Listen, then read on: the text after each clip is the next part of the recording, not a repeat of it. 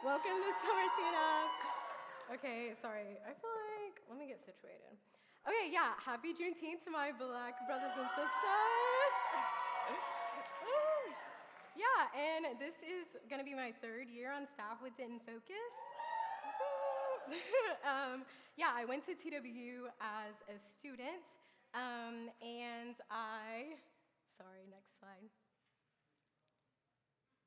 Maybe no, that's okay. Okay, there we go. Yeah, so a little bit about me. This was my TW core this year with Cassie, and this is the DIN staff. And then in the bottom right is my UNT core. Got to do both this year. That was sweet. And then in the top are some of my closest friends. This is for my birthday this year, and Eileen is photoshopped in because she didn't make it, but we put her in there. And so yeah, this photo is really sweet to me because I actually grew up in the Northeast churches that support Focus, and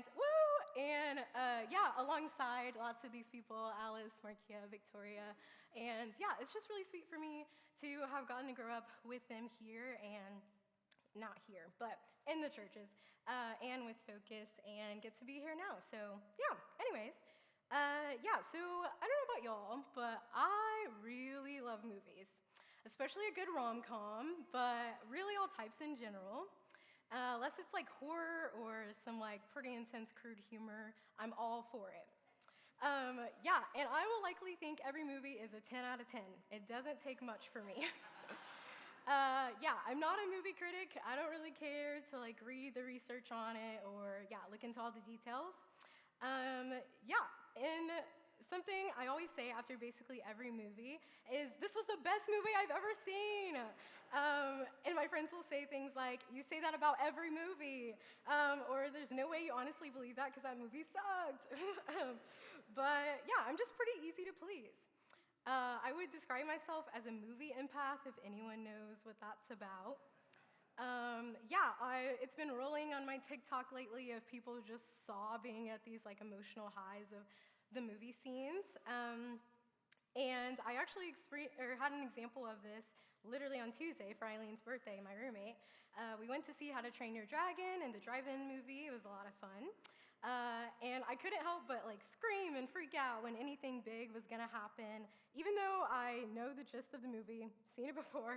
But this happens to me in any movie. I just love to verbally respond what I'm feeling. But someone that does this even more is my girl Diana. And she was sobbing the entire movie. And she's seen this like so many times. And so we were like, are you okay? We love her though, love you girl. But yeah, it's as if, sorry, let me catch myself. Shayla told me not to say sorry. I'm sorry. Okay, here we go. This is my life. I really tried. It says it at the top. Let me keep going. Okay. Anyway, but yeah, these movie empaths, it's like they are experiencing the movie with the characters. Or maybe they are thinking about someone going through a similar thing that they're going through and they can deeply relate. So I'm not as extreme as maybe some are, but I can relate. And as I was thinking about why this is a little more in depth, I began thinking about how it's probably because I get overly involved in the characters of the story. I love the idea of an interpersonal issue with a character or between multiple people, and then by the end of the movie, all is restored and happily ever after. I just eat that up. The problem, though, with me loving these movies as much as I do and getting so pulled into them is that I begin believing the lie, to some extent, that every change in someone's life is going to happen in the span of just 2 hours, just like the movies. In my own life, this has not been the case. The change that I've experienced never seemed to happen when I wanted or at the pace that I preferred. So I'm sure you can see where I'm going with this. So today I'm talking about the promise of the God who started a work in you will bring it to completion, as already has been talked about. And my one point that I want to keep in mind and commit to memory is to be still, because God is at work in you. However, I have a confession for you guys. I've been a Christian my whole life, and just as I told you, grew up in the Northeast churches, but somehow, and I've still become a pastor somehow. I don't know how they let me up here and let me do this. Um, but I'm not a finished product, and that's really hard for me to think through and to wrestle with. And although it sounds silly out loud, because yeah, no one's perfect, and Montana told us years ago. But majority of the issues I seem to face with God is that I keep running into the same struggles that I faced with for years. And it feels like there's little to no change in those. I've struggled with self-doubt, insecurity, and anxiety for probably most of my life, but especially throughout college and post. I feel like I'm in this early life crisis where I don't know what God wants my future. I don't always feel confident about the skills that He's given me. I can feel pretty scattered in my mind, which leads me to a pretty disorganized place throughout my days.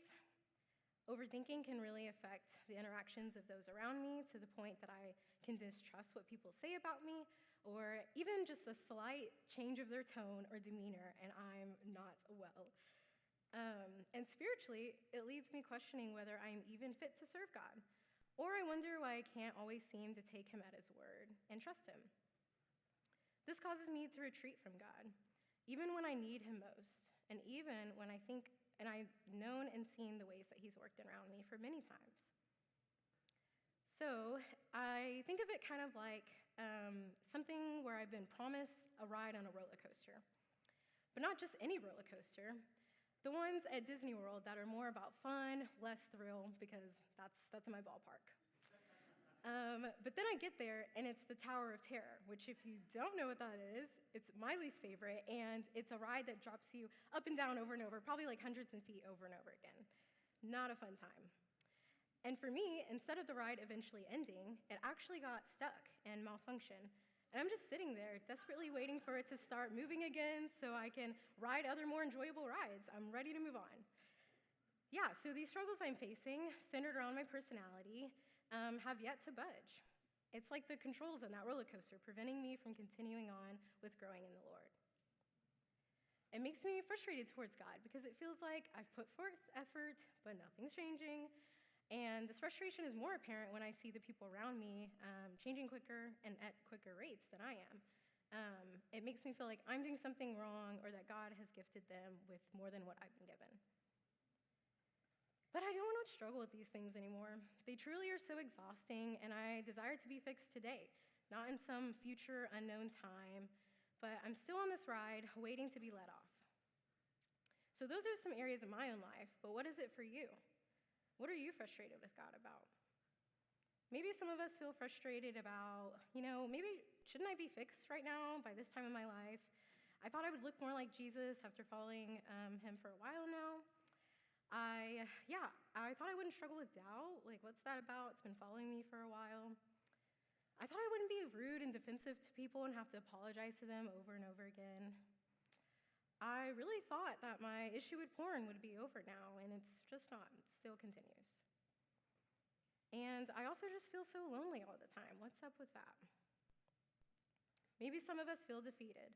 Our lack of change has caused us to get to the point where we are unmotivated to do anything else about it.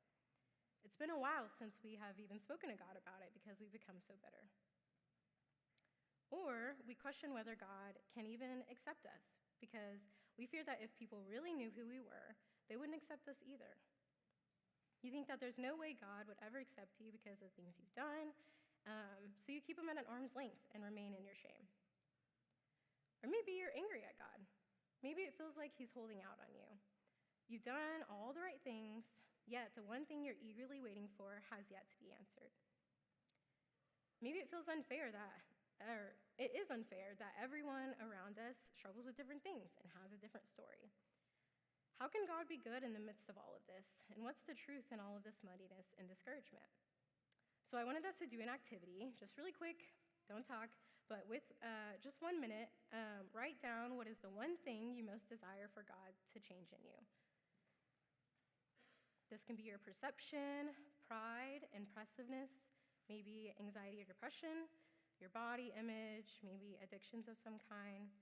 Yeah, what is that for you? And we'll come back in just a second.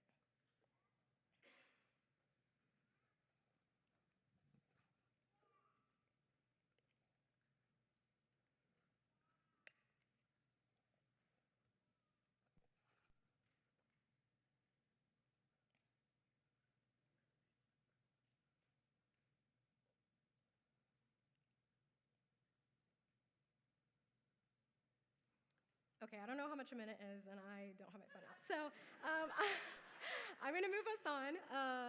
But these things that we likely wrote down are often our biggest obstacle to fully following him.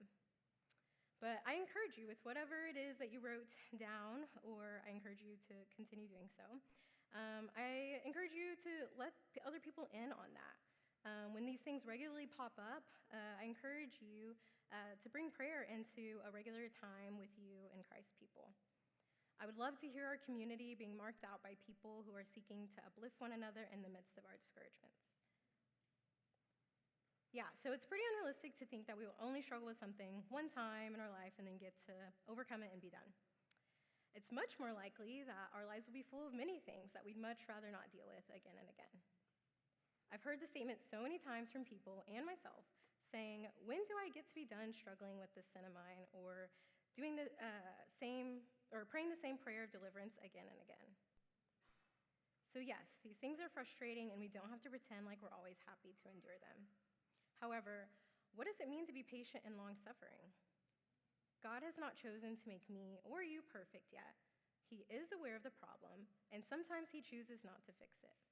But do we trust in his plan? We're shocked every time we run into yet another area we have to grow in, expecting to be at a completed place in our faith without any struggle. This is us experiencing the growing pains associated with this world not yet being perfected in the way that Jesus will later come to restore. So again, my one point for us today is be still. God is at work in you. Frustrations lead us feeling angsty with the things that we have yet to grow in, constantly tapping our foot, waiting because of this lack of peace. But I want to remind us of the God who started to work in us will bring us to completion, especially in the times when it doesn't feel like it. When we continuously keep struggling with the things we are desperate for them to change and keep failing over and over and don't know what else to do. My hope is that you can feel seen in my own wrestling as it may relate to you, but most importantly, that you will remember that God is at work already. So I'm frustrated with all those things that I already said. It's preventing me to walk more confidently in step with the Lord. And maybe you're frustrated at your mental health not being restored in the way that you've asked for, or something that happened within your family that still affects you to this day. So what do we do with these frustrations that we are experiencing? I think our solution can be found in the book of Psalms. Through the life of David, he was able to bring all of his emotions to the Lord, providing us an example to do the same thing. And the many trials he endured, which were arguably more intense than what we face now because he was literally being sought after for his very life by his adversaries. But he also wasn't some perfect guy. He had some major sins of his own. Yet God provides him as an example to us.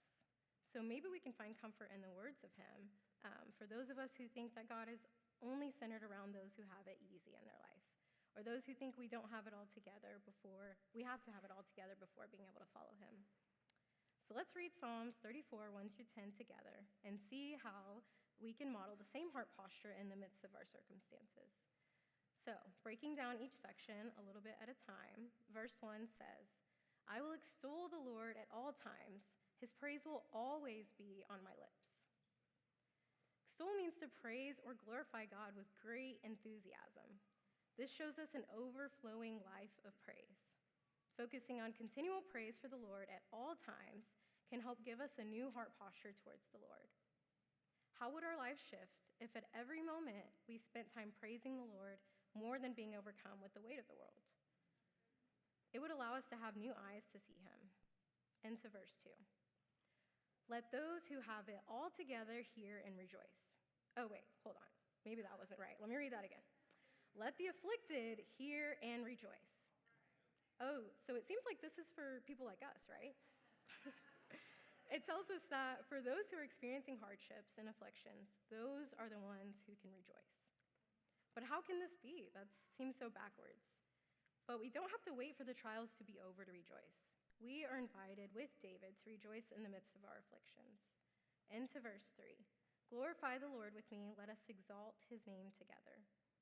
In the midst of our praise is an opportunity to bring others into that as a way of encouraging one another, inviting others in to experience the goodness of God alongside you.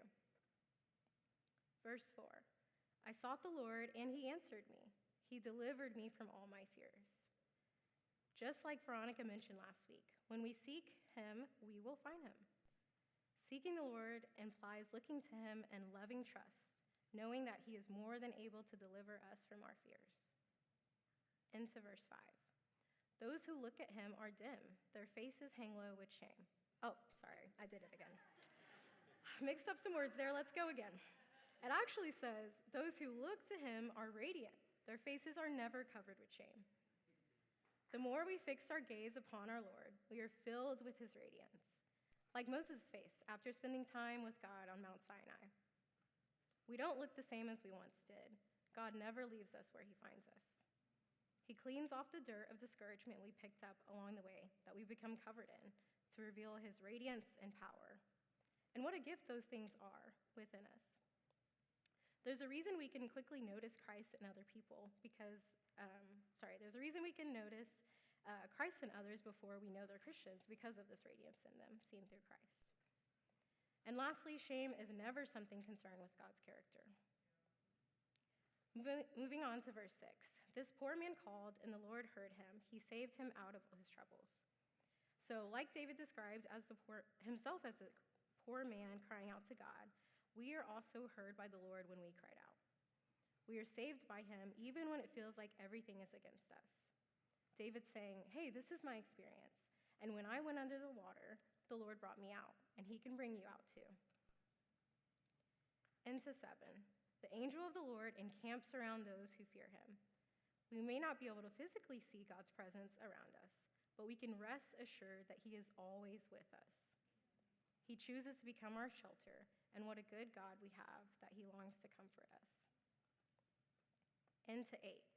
Taste and see that the Lord is good. Blessed is the one who takes refuge in him. I wanted to spend time on verse 8 to really highlight that some of us may not have experienced that the Lord is good yet. We may struggle to take refuge in him because we can't get past all the things he hasn't yet changed in us or in the world around us. But I have good news for us today, and it is to taste and see that the Lord is good. Blessed is the one who takes refuge in him. This is a promise that we can rest assured in. So maybe some of us feel like the image of being in a desert. There's a tree we could take shade in, but we're not quite. I was wondering if anyone was gonna laugh at that. I was like, so I'm an artist, not much to say. But listen, I was accidentally on the video side of Canva. We're all still working, fixing it out. And you can't download a video image, so I screenshotted it and put it up there. But anyways, we move and we're here. Let's keep going. Okay, so maybe some of us feel like we're in the desert and there is a tree that we could take shade in, but we're not quite sure how to get there. It's a bit higher than we'd like, and the journey is outside our comfort zone. So we've chosen to sit out in the sun instead. But the good news is that we've been given a tree nearby us that we can take shelter in if we're willing. The sun is starting to become scorching, and God promises to be our everlasting shade in times of drought that will, not might, come our way. But we don't have to be overcome by this. We are protected in the safety of his branches that cover us from the heat that beats down on us. If we have yet to experience the goodness of God, or have yet to see it as the foundation to our lives, then we will not be able to see past the things that he has yet to change in us. The enemy is good at convincing us that we are without his goodness, and that we are in the same places that we've always been. And we won't ever experience any freedom from the struggles we're facing.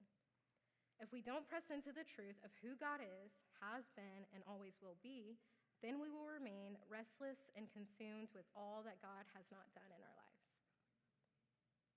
But I have more good news, and it's that God is better than whatever you need to be freed from. God is better than whatever you need to be freed from. But will you trust him? And back into verse 9, it says, "Fear the Lord, you his holy people, for those who fear him lack nothing." Yeah, to fear the Lord is to give him his proper praise, reverence, and proper place as having full authority over our lives. He is the one on the throne, and our desires for change don't get to be. Finishing out with verse 10 says, "The lions may grow weak and hungry, but those who seek the Lord lack no good thing." This word for lions in the text is young lions. In the ancient Near East, lions were a symbol of strength and power. The reference to young lions suggests creatures in their prime, full of energy and potential, like us, right? Despite being ferocious, they can still experience lack and hunger. What the text is saying is you might be a lion. You might know a lot of scripture and have a lot of head knowledge about God. You might be financially independent, etc., have all these things. But lions who depend on themselves still grow weak and hungry. It's only those who trust in the Lord who lack no good thing. The question is, do we buy this? Or are we still trying to go at it alone? It feels easier to want to take control of the ways that we seek to change and want to speed it up on our own terms instead of surrendering. But it is only when we surrender that we can be free to live in simple trust and adoration for God, not being consumed with the things that we lack. Yeah, so for some of us, it's a lack of surrender and how, fast we're changing or how slow we're changing. But maybe for others, we need to focus more on how God can use us to lead us even when we are not perfect in all the ways that we want to be. I've seen this a lot in our community, specifically in Denton, but also across all campuses, when it comes to leadership. Our staff has had many conversations about leadership with people, and the consensus is the same. I struggle in this thing, therefore I can't be a Corfa or lead an FOJ or serve in this way, etc. I want us and myself to remember going into this fall to not give in to these lies and to remember God's words to Paul that are also for us. But he said to me, "My grace is sufficient for you, for my power is made perfect in weakness. Therefore, I will boast all the more gladly about my weaknesses, so that Christ's power may rest on me. That is why, for Christ's sake, I delight in weaknesses and insults and hardships and persecutions and difficulties. For when I am weak, then I am strong." It's because of God's grace towards us that we get to rejoice in weakness. He could have been a God who was only concerned with perfection for his people, but it's not in his character.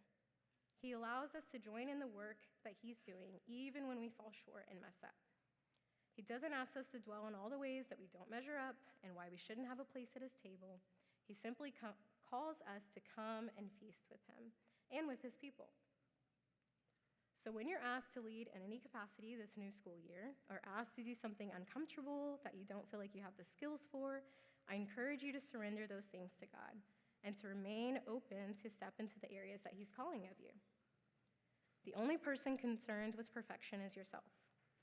The change we desire in others can... Okay, let me say that again. Okay, the only person concerned with perfection is yourself. The change we desire in ourselves can only happen from learning, in large part, from our weaknesses. We serve a God of abundant grace who lets us walk freely in our weaknesses and not to harbor shame in them. The song we all know, Waymaker, says, "Even when I don't see it, you're working. Even when I can't feel it, you're working. You never stop working." It may not always feel like it or feel good to have to endure, but I pray that we would come to be still and trust that God is at work in you. So I never know what to say when people ask me how my vacation went. It's really hard to describe if someone's not there to experience it with you. A few years ago, I got to go on a trip to Rome with the same program that a few of our Denton people have got to go on, and hopefully more of you as y'all come to hear about it. And it truly will be an experience I'll never forget and never stop talking about, so I hope you're not tired of it. But I don't care. It was a Christian exploration that made Scripture come alive for us. We spent our days walking into different basilicas or churches, focusing on the detailed art and how it connects to God, and you're just in awe of what you're seeing. These artists that were able to make these amazing works of art with their hands. Yeah, we learned about the different artists who spent a majority of their time creating these works as a way to express their deep love for Christ. And it was just so cool to get to marvel at what they've done for years and years. Everywhere I turned was a form of art drenched with deep, intangible Christian history. My eyes marveled at every sight. The food we ate was like the freshest I had ever eaten, and the flavors I had never tasted before. There was a night that we got to dance by the water, flowing through the river of Rome, listening to jazz music. It was just surreal, and I could go on and on about all the details of that trip. And I can tell you these things about the trip, but for you to experience them in person would be an entirely different experience. And the same is true in our relationship with Christ. We can hear others describe it to us and how God has worked, but our personal experiences of his goodness is a whole different thing. So I invite you to experience what it is to taste, see, and experience the Lord more and more throughout your life, and to keep hold of those things. The great thing about our God is that he is so vast that we could experience him over and over our whole lives and still get to see his truth being revealed in new ways that we have yet to experience. God is so generous to us that he would allow us to not just experience him one time, like on a trip that I just showed you, or maybe a trip that you've been on, or maybe even 10 years ago when he met you in your prayer closet, or through a family miracle. He allows us to taste and see his goodness in our life each and every day. It's a grace of God to even let us be people who can grow and change. He could have saved all of our growth for when he came back later to restore the world, but yet he invites us into the ability to grow and change right now. He mourns with us and cheers us on in the growing pains that we face. A good way to reflect on whether or not we are satisfied with the goodness of the Lord in our life is asking ourselves, if God never did another good thing in our life, and if he never answers the prayer we most long for, would our view of his goodness change? Would we trust that his very character and what he has given is more than enough for us? To believe in God is one thing, but to truly experience him is a completely different thing entirely. If we think of different things in our life where God has really shown up, often it occurs in little ways that we are able to describe in just words. The good news is that God is in the business of sanctification. This is the process of us being transformed into his image. And the best part is that he delights in doing so. However, it is only through the Spirit's work in us, not our own willpower or forcing our own change. Sanctification works in the ways that we think, act, and respond to ourselves, other people, and our view of God that we have gotten to see grow and change the more that we followed after Christ. We are not the same as we were in middle school, for instance. Our cheesiest era, where we maybe cared a lot more about our appearance, people around us, even the people that we were attracted to. I bet you have seen the ways the Lord has changed you from that point to now. So often we are viewing ourselves from a magnifying glass perspective, looking at every detail of our lives and seeing how every little thing appears to be. We lack the ability to have a bird's eye view of ourselves the way that God does. I got a plane tattoo a few years ago to symbolize this very thing. Sorry, let me pull this up really quick. When we're in the thick of whatever it is in our life that isn't seeming to budge, our anxieties, habitual sins, eating disorders, addictions, God is the one focused on the bigger picture. He's seeing a full picture of what we can't quite make out, where from his view, he's able to see the many ways that we've changed in each season, many years ago to now, and many years into the future. We have to trust in his ability to continue in the completion he said he would do in us. Be still, God is at work in you. It's not always easy to remember, but when I zoom out, I can clearly see that God has been doing a new thing in me. When I was a freshman in college, I let my fears dictate my every decision. But if I still believe those fears as strongly as I did before, I wouldn't be standing here today because I had no desire to be pushed out of my comfort zone then. So I know the same is true of you from 5 years ago, 1 year ago to now. Maybe you're quicker to give others grace than you were before. Maybe you're more vulnerable with the sins you thought you could never share with anyone, etc. I could go on. These areas are worth keeping at the forefront of our minds as encouragement for the power of Christ at work in us, and what we know to be true, and that he is actively working and changing us continually. Maybe you need to hear, as I did when I was a freshman, that your identity is fixed. It can't change depending on how successful that you think your major will make you, whether you end up changing programs. God is a God of freedom. Our life is like a playground. He gives us the freedom to decide what to choose as long as we make a priority to glorify him in it. Whether it's the slide or the swings, he will be with us in it. Whether you feel secure about your major or you feel completely lost and like a failure to yourself and your family, God won't be disappointed if we change course. Nothing in our lives outside of God can ever fill the identity hole that we are seeking. God has called you to be you, not someone else that you're trying to strive to be. You're not stuck in whatever you're facing, so run to his presence even when it's easier to shut down and isolate yourself. Be still, God is at work in you. Worship team can come back up. I think a lot of this desire to change comes down to embodying a deep dependence on God in our life. John 15:5 says, I am the vine, you are the branches. Whoever abides in me and I in him, he it is that bears much fruit. Apart from me, you can do nothing. So this sermon is not a laundry list of things to do, and the result is instant ability to be transformed. Rather, I'm wanting us to imagine what it would be like to leave our desires for change in his hands, not thinking it's up to us to do all the change, but letting God do it in us. Trusting that anything we do apart from God is of no use. We must never forget the sanctification process is a wondrous and powerful act of the Holy Spirit. Our role in this process is to remain integrated in the vine and to surrender each day and each thing that stands in the way of this process. In our friendships, we can push ourselves to be more bold in speaking the truth of God to one another.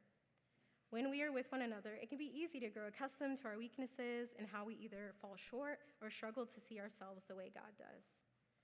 When our friends are sharing things about themselves that you know to be false, When our friends are sharing things about themselves that you know to be false, take the opportunity to challenge them in that moment to remember what God has done in them and how they are not stuck in the same areas.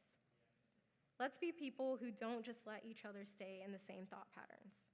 It's one thing to have empathy for others' struggles, but another to let people stay complacent as Christ followers. So to close, I wanted to read Philippians 1:6 in the Message version. It says, "There has never been the slightest doubt in my mind that the God who started this great work in you would keep at it and bring it to a flourishing finish on the very day Christ Jesus appears." I love how the Message version words this with such confidence. The work he started will surely be completed in God's timing.